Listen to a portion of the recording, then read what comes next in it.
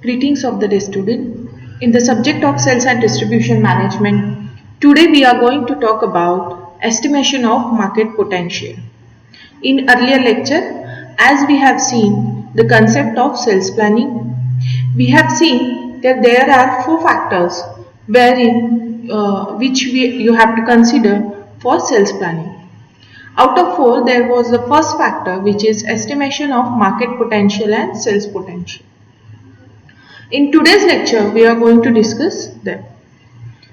So, the question arises, what is market potential?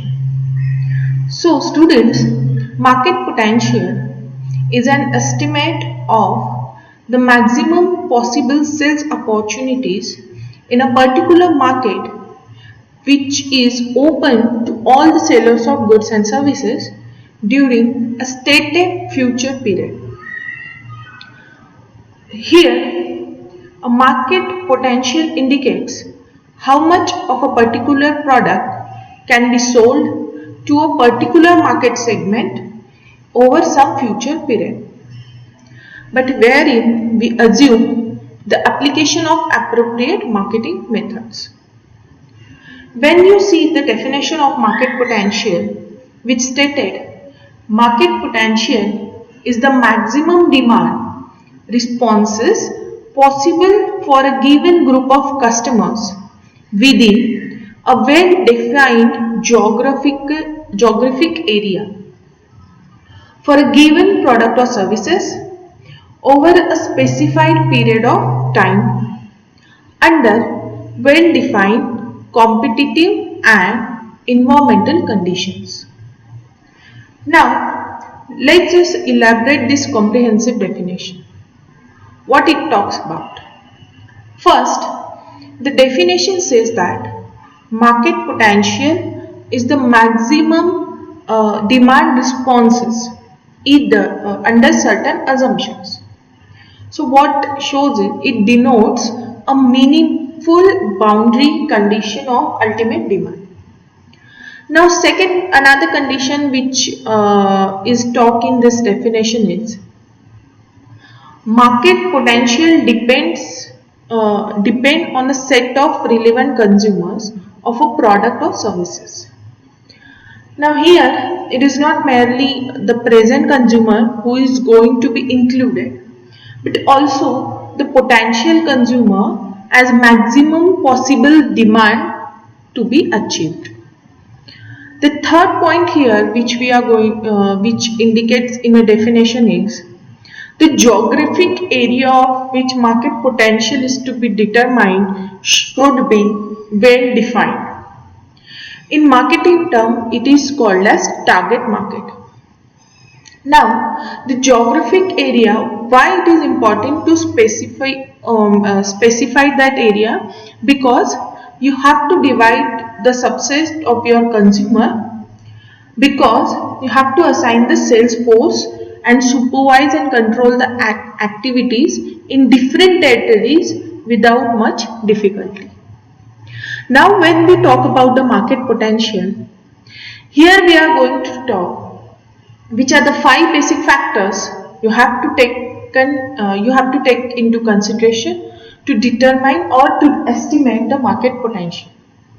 So those 5 factors are market size, competition, market growth, profitability, consumer and product type, which we are going to discuss one by one. So student, as we discussed that market potential is a total demand of your sales, right? So taken into an example of, if suppose you have to write a book on the subject of business, then you have to look for all the books which are available in the market containing the subject of business and how much their sales are. So that will be answer of your market potential, right? Now to determine the market potential, which we have discussed that there are 5 factors. The first and most important factor is to consider while determining market potential is the market size of the product. Now what is market size? Market size is the total market sales potential of all the companies put together. How? Suppose you have to, if you are planning to launch a particular soap, right? Then all the different companies such as HUL or PNG or the Patanjali are your competitors, right? So the combined sales of the soaps, including branded and non-branded ones also, will be your complete market size. If you look at the consumer level, the market size will be generally huge. Like market size would be in millions or billions too. But as you go down to the industrial level, market size can be anything from lakh to thousand or even hundred. So the best way to get the market size for your product will be to contact your local research agency if you have a small business. But if you have a large business, it's better to take market research data from the companies which does the market research of particular product or so, determination of market size will be the first step of determining market potential. Now, second factor to estimate your market potential is the competition. So, you need to know and understand the competition in an industry to determine your market potential for the product which you are going to launch. Here, we are taking an example of a soap. So suppose if the industry has high competition, the entry barriers are going to be high at the same time, right? So establishing yourself in a big large industry will require deep pockets. So you might have, there will be two options you have, that you might have a lower price or you might have a higher value, right? But this requires you to have enough money to take it till the time competition leaves the market, which generally doesn't happen. So when the competition is low, market awareness will be low as well. Or suppose the competition will be the competitors will leave the market will be happen only when the top brand enter in the industry, which were dominated by the smaller players. Now, when we talk about the smaller retailers, so they are suffering under the burnt of large multi MNC sellers, right? So it does not mean that but small business have stopped establishing themselves, but they are using different strategies to attract the customer for their businesses. One of the strategy which small businesses use is the good customer service, which is missing in large corporations. So what happens is, in the market where the differentiation is minimal in the products, suppose here we are thinking about the refrigerator market. So the differentiation is very minimal. So what happens is, there is no need to invest in differentiation. So here we can capture the market by investing more in the marketing activities. So wherein customer gets to know about your product, they will invest in your product. So looking to the competition is very important in estimating market potential. The next you have is market growth. Next point here which we are going to discuss is market growth. Now students, let's just imagine that the PC nowadays the PC market as compared to the laptop or the smartphone market is declining. So just imagine if suppose you have a company which makes PCs, that is personal computers, then you have to be aware that you are entering into a declining market, right? So instead in entering into the declining market, you can have your potential. Why not to enter into laptop market or the smartphone market? So the ongoing trend in an industry is very important, as we can see, we can foresee the future of your product. Initially, when books were all the rage and now they have become replaced by the e-books, and there is hardly any need for the physical books, although people like me will still love to read physical books, right? But when you study the market growth, you have to forecast based on the differences between product line expansion, and the completely new concept of the market. Okay. So the market growth can be determined by checking the facts and the figures of the last 5 years of the industry that you are going to enter in. So many top websites give you such data. So getting that data is not difficult in these days, in this internet savvy days. So in fact, some newspaper do have frequent analysis of which are the industry which are at the growing and what percentage. So suppose, taken an example of today's era, if you are about to enter into the e-commerce industry, that will be the wise choice, because the industry is going, and the industry is going in this pandemic time also. So 10, however, like 10 years down a line, a new technology will be replaced, might be invented or will be replaced in the case of e-commerce. So the entering into e-commerce will be obsolete in those days. And that is why we have to understand why it is important to talk about the market growth rate in case of estimation of market potential. Now next point you have is profitability. So we do business for profits only, right? The major objective will be profit. So going back to the e-commerce example, many small businesses have a mixed feedback for e-commerce businesses. What their feedback may be, some says that the market is very huge, or there is a lot of potential but market is huge and we cannot cope up the that kind of market. But many of them says that they have suffered the huge losses because on the amount of packaging and the transport cost involved in the shipping across the country. So both will be the perspective of e-commerce and both will be correct, right? So determining and forecasting your profitability is very important to understand that market potential. If the business is going to give low profitability, then the volumes need to be high. Okay, and if the business is going to give you the low profitability, then sorry, if the business is going to give low volumes, then the profit needs to be higher. So calculation of profitability will be very important to determine the market potential.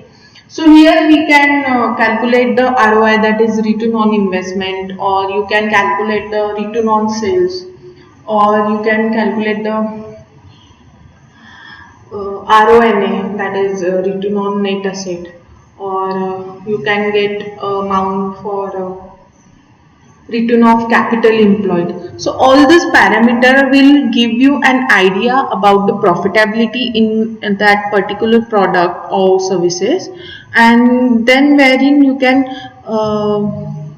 estimate your market potential. Next you have is the fifth point, which is the factor to estimate the market potential here is consumer and product type. So, suppose is your product is a product where a repetitive buying is involved, or your product is a one-time sale. So, in the both examples, suppose if you are taking an example of soap, then soap is a repetitive buying product. But if you take an example of refrigerator, then like we don't need a refrigerator in next 10 years at least. So in your whole lifetime you will buy maximum 8 to 10 refrigerator, but in a year you might likely to have 40 to 50 soaps individually. So if you talk about the market potential of soap industry, that will be more than the market potential of refrigerator industry, right? So frequently if your product is going to be bought, then you can actively you can actively push your customer to take your products. Like what happens is many toothpaste companies push their customer to brush twice a day. What will be reason of that? Because first thing first, your teeth will be better, and the another reason will be my toothpaste will be consumed faster, and you will buy another toothpaste soon. And that is why we toothpaste company push you to brush twice a day. So, if suppose your product is completely new in the market, how likely is the consumer going to accept your product or adopt your product? Or what will be the hurdles in the product adoption process? You have to understand this first before you launch your product. So you can forecast therein you have to forecast the various hurdles you have, and that will help you to determine your market potential. So I hope that these 5 elements will give you a very good idea about the market potential of your product or services, irrespective of whether product exists in a market or you are going to launch a new product or not. Now, one thing I need to discuss here is, remember that this does not apply to the innovative products, because the market size and the market growth cannot be determined in case of innovative products, right? So that is why estimation in innovative products will be very difficult. Now, taking an example, how we'll determine the market potential. So let's just discuss the 5 factors. Now in this pandemic time, I wanted to launch a Chinese restaurant in my locality. So I need to understand the market potential first. So first thing first will be the market size. So here I will get the data of the people which are living in my locality. Suppose there are 50,000 people which are living in my locality. So there will be different demographics also, like where you can segregate them on the basis of gender, on the basis of their age, right? So out of that research, I got to know is many of them are young adults. Now second point will be competition. So what I got to know is I have some strong competition from the local Chinese restaurants also, but I still believe that I can cook better than them, and I have an experience better than them while in terms of serving the Chinese food. Next you have is market growth. What happens is now is these pandemic times, the people are very much craving about the fast foods. That will be one condition with while I will consider my market growth. The second will be, suppose my region will be having more apartments or buildings coming up, so that will grow my market group. That will grow my market, right? Next you have is profitability. I do have some idea of what kind of prices I have to keep, because I have gone through the competitors' prices, and those prices are definitely, I think so, they are definitely earning a good margin. So profitability is sorted out here. Next you have is customer type. As it is will be the product I have is will be the repetitive purchased product, right? So the customer who suppose like my food on the when they first come to my restaurant, they will come again and again. So each customer will be important because I am in a food industry and a single mistake can lose me a lot of customer as well as my reputation. So by doing all this analysis, I can get my market potential. That's it for today's lecture. In next lecture, we are going to talk about the sales potential. Until then, stay tuned. Thank you.